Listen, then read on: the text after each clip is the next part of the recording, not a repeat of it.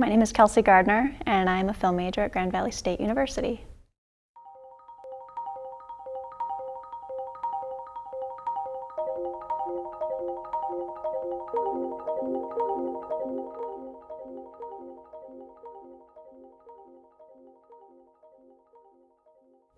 I first heard about this opportunity in my scriptwriting class when the professor said that he was planning on doing 3 different films through the course of the next year or 2. And one of them that stuck out to me was a film for the philosophy department in China. And so I asked him about it a lot and finally expressed enough interest to be able to make the project a reality. At first, my parents didn't believe me when I was telling them that I was going to go. They thought it was just some sort of far-fetched dream. I don't even speak Chinese. I wanted to get out of the country. China is still a very unique place to go to.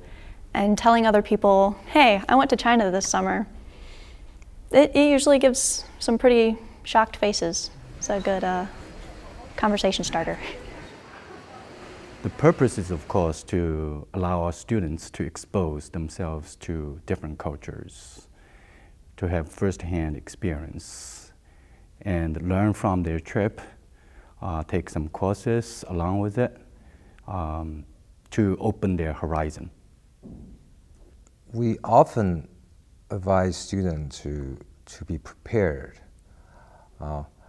First, we're going to a very different culture.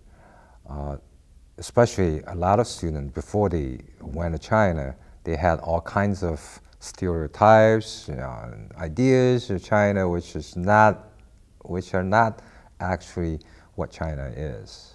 The next step was to take care of a lot of the smaller things. I had my passport, I had the money, I needed to do some research.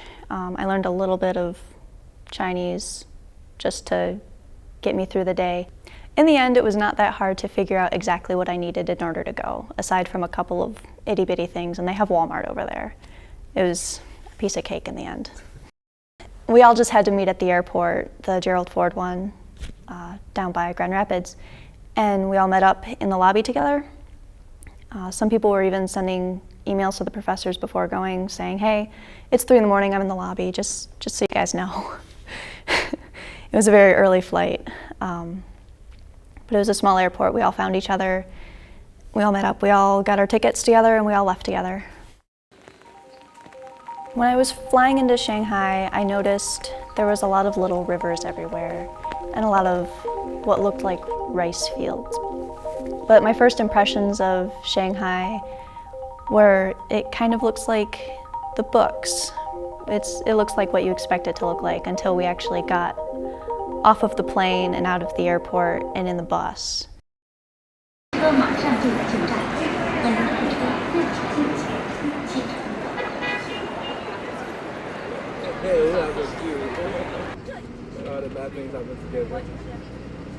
When we got off the bus, we were at a university and we had a dorm in the back of the university, and that was our Shanghai home.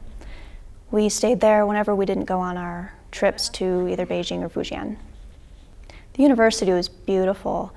The first impression was, of course, that this is a really pretty university. It was very spacious. It was much bigger than Grand Valley, which is the biggest campus I've been on. The first day seemed to be more getting to know the area that we were in and dealing with the fact that we're in a completely different land right now. A lot of us would just stop everything and say, guys, we're in China.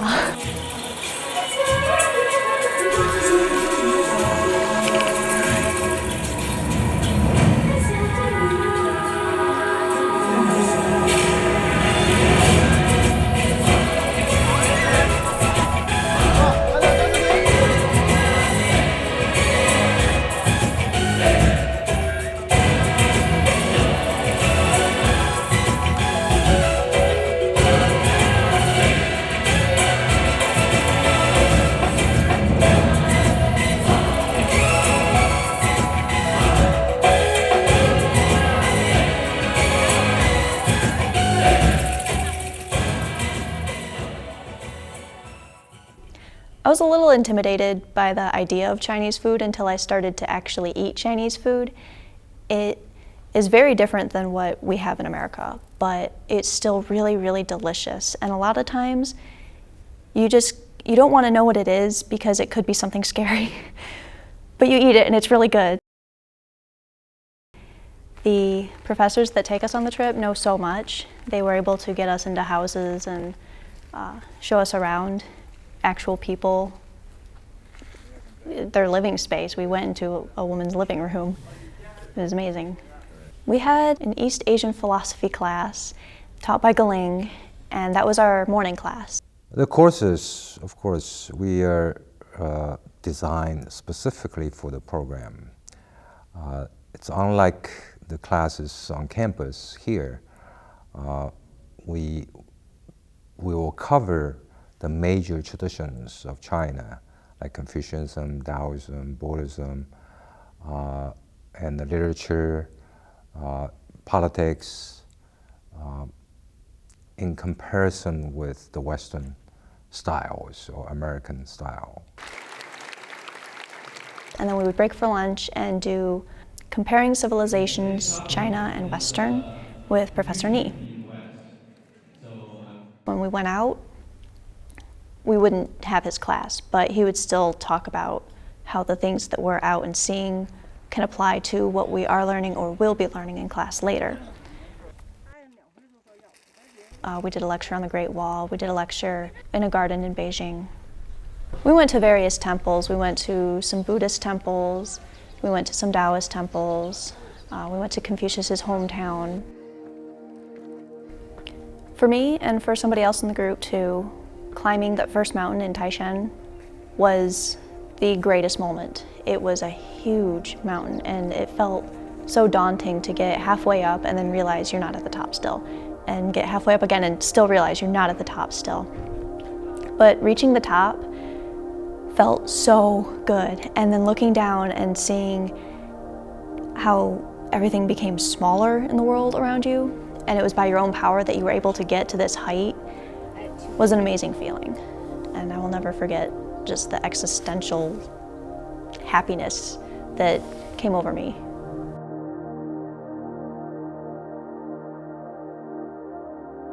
We need to be aware that life is philosophical, is meaningful, not just live a life, but to look for everybody's specific meaning of life by stepping on the long history of the mainland. Everything we see, everywhere we go, has a history and a rich culture behind it or underneath it. So from that trip, that kind of journey, and they may feel the weight of their own lives. If they are open-minded, they will learn a lot and they will transform. They can not only learn a different culture, but they also become more understanding of their own culture as well. It's like looking at a mirror. You see yourself. This program changed me as a person, and it changed me for the better. If you're thinking about it and you're kind of iffy, then just see if you can, and then if you can, just do it. It will be the greatest decision you've made in your life.